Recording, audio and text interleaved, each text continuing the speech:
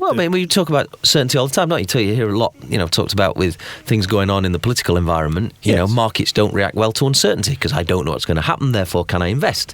And it's the same sort of thing. If I don't know what's going to happen in my team or in my business, where do I invest my energy or my time?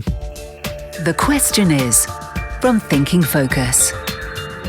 So the question is, why do some people feel that unless change is gift-wrapped, they don't have to take part? Hi, I'm Paul from Thinking Focus. Hi, I'm Richard from Thinking Focus. The question is, from Thinking Focus, a podcast about how we sometimes get in our own way and what we can do about it.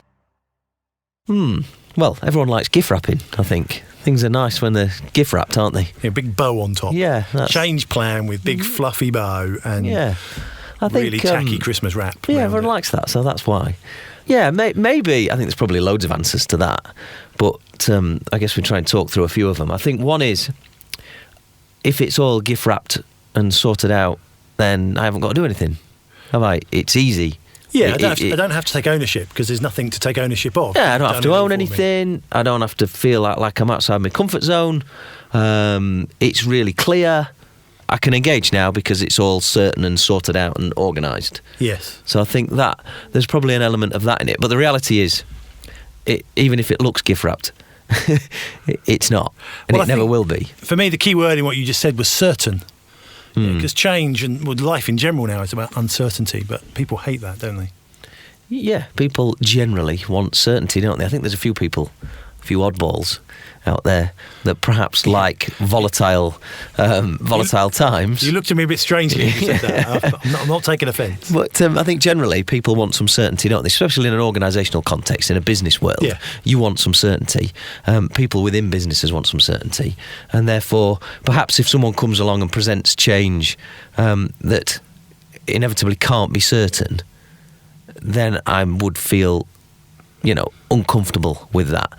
Whereas if you came along and just said, it's going to be great, it's going to be fine, this will happen, then that'll happen, this will happen, that'll happen, it might seem all clear and certain, but the reality is it wouldn't be. The gift wrapping's it's a falsehood. It's an illusion, but we're looking for the perception or this illusion of certainty because it makes us feel comfortable. It's a lot more, I mean, we talk about certainty all the time, don't you? You hear a lot, talked about with things going on in the political environment. Markets don't react well to uncertainty because I don't know what's going to happen, therefore can I invest? And it's the same sort of thing. If I don't know what's going to happen in my team or in my business, where do I invest my energy or my time? It's this idea of, I don't know if you've come across this idea of cognitive ease, this idea that you get your head to a state where you kind of go, yeah, I get it, I understand, I'm happy. And very often, if you're questioned on it or if you explore it in any detail whatsoever, that cognitive ease falls away because you don't understand it, but it feels like it's certain. It feels like you have a... Yeah, and I guess this is to do with the story that you've created in your head. Absolutely. Because we all create a story to help us make sense, don't we? Yeah, and sometimes when you externalise that story, so just by explaining the story to somebody else, the story falls to bits.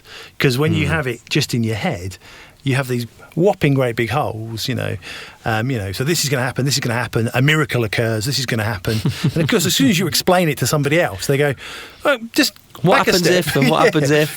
And, just talk me through the miracle bit again. Yeah. How's that going to work? So I think that probably goes quite a long way to explaining why change can't be gift wrapped, because you can't, it's a view of the world that you've created in your head of the future. That doesn't mean it's right. And if you've got 1,000 people working in a business that's affected by a change, you've got 1,000 different stories, haven't you? Yeah, absolutely. So therefore, inevitably, everyone's going to feel some uncertainty at a time of change. So you can't gift wrap the change. You can't make it totally comfortable and easy and perfect for everybody because you don't know what the story is that's going on inside those 1,000 people's heads. There's 1,000 different versions. So say I'm listening to this right now and I suddenly recognise, hang on a minute, I'm doing that. I'm looking for the particular change or the thing that's going on at the moment to be gift wrapped for me. What do I do?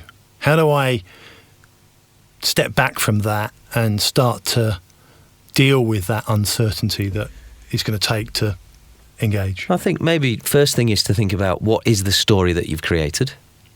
What is it that you were thinking and imagining and seeing? Yep. How does it look different now? And that version that you've created in your head, is that right and real? Yeah, so actually picking the story apart and going, do I actually have any evidence that supports the story I've created? Yeah. Or is it just comfortable and convenient? Yeah. Asking the question then, so where do I need some answers? Where do I need some certainty? Where are the opportunities that might exist within this for me? But these are very rational things to do. Right. Okay, these are very rational thought processes, aren't they, to go through? So if I'm not in a rational place... Probably won't ever think like that. You probably feel threatened, scared, worried, imagining terrible things. Yes, interpreting the evidence to suit the story I've got. Yeah, this all points to this is going to be awful and all those sorts of things. So the important thing, I guess, is to recognise that we do that to ourselves. If we're not feeling very rational, if we're feeling more emotional, then we can create these very scary stories, and also so can others. So if I work in a team, others can create scary stories, which then I take on board. Yes. I look at the world through that lens. Yeah, we did this in 1972 and it didn't work then. Yeah, and I become scared. It magnifies, because if you put a number of lenses together, look at it through your lens and mine combined, it's magnified. It feels more scary. So there's a danger that goes on. We see this all the time with organisational change, where someone says something that multiplies and becomes a big scary story. And the reality is, it's not. It's not. It's nothing to do with that at all. So if I'm leading that, what do I do about it?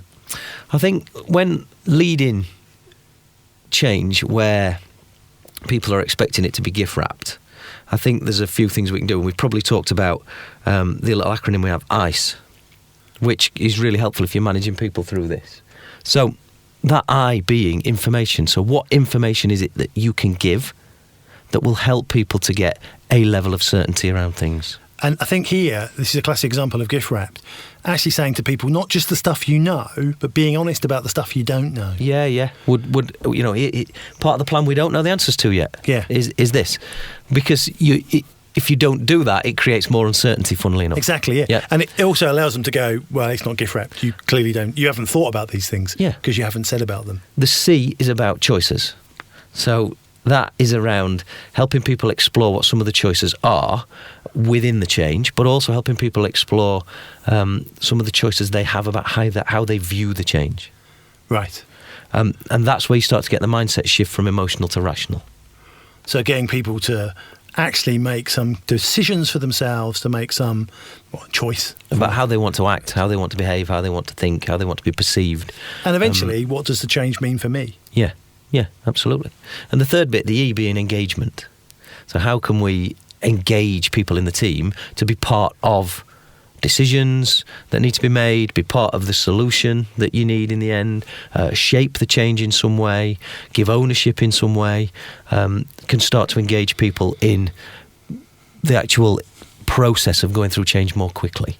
So I think if you're leading people, thinking about those three things, you don't have to do all three with people, but think about how can you use ICE to help cool the emotions. Oh, very see what I did there? I did see what you did there. That was very slick. Yeah, thanks. So kind of in summary then, I think just pulling that back together, you're kind of saying that the first thing is to recognise that people don't like to feel uncertain. Yeah. And so there is a natural reaction to go, I'm not prepared to feel uncertain. So go away. When you can answer everything, come back and I'll come on board. Yeah. And so actually to help people to acknowledge that, to work through that emotional state to a more rational thing by giving them the information they need, by engaging them. That's right. By giving them choices to make through the... Yeah, information, choices and engagement are the three things to help people through it. Thank you very much. Thanks, Paul. Next time on The Question Is...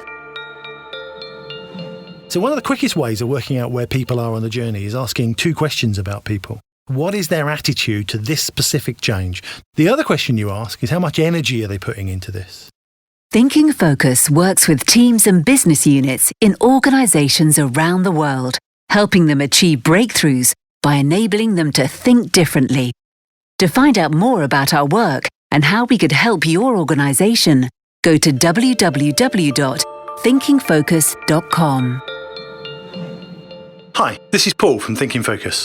I just wanted to let you know that this podcast is part of a series on the myths that often occur during times of organisational change. You can find other podcasts in the series and some special resources related to these myths at thinkingfocus.com/myths.